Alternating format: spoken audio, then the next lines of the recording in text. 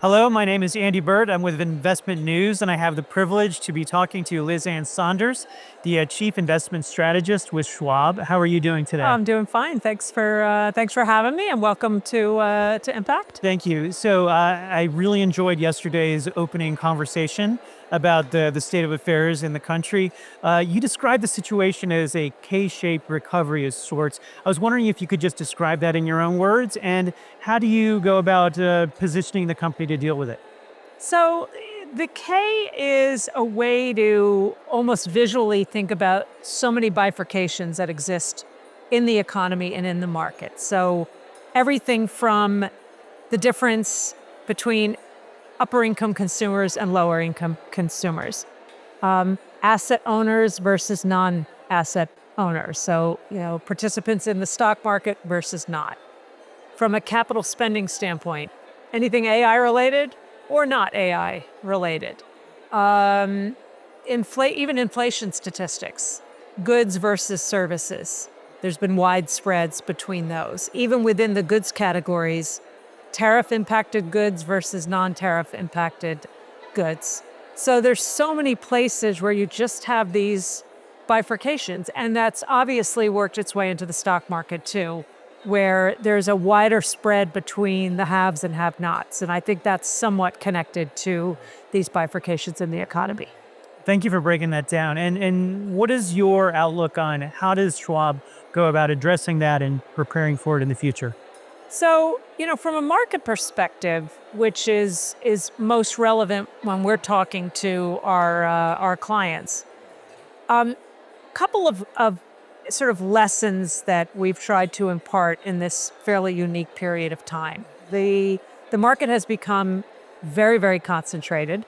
That's where these bifurcations, the haves and have-nots, and it's often utilizing the cohort of the Magnificent Seven group of stocks, and then what's now often being called the other 493. And one of the messages that we think is most important for investors is be mindful of the risk associated with concentration, especially if you let your own portfolio get biased toward a small handful of stocks, because it's great when those stocks are doing well, but if you allow your own portfolio to get overly concentrated, when you have the inevitable period of correction or pullback, it's more painful. And I think there's been a conflating of many of these mega cap leadership names, their contribution to market performance and their actual price performance. So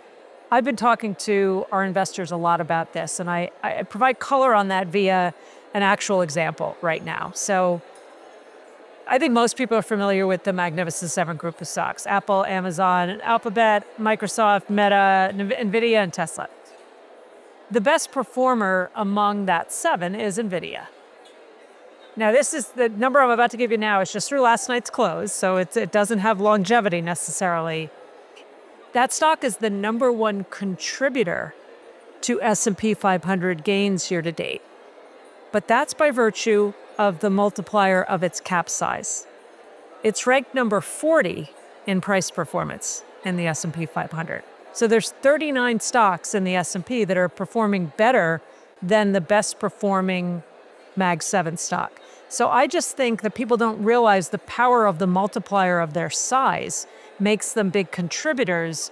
But the point is that there are plenty of opportunities to do well other than massively concentrating in those names. I'm curious to know, in the expanse of how long you've been with Schwab and you've studied these types of events, are there any other historical patterns that you see manifesting that have been similar to this?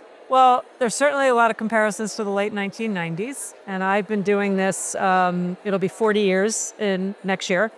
So I've seen lots of cycles. I started the business in 1986, so I was quickly indoctrinated into the whole idea of downside and volatility, courtesy of the crash of 87.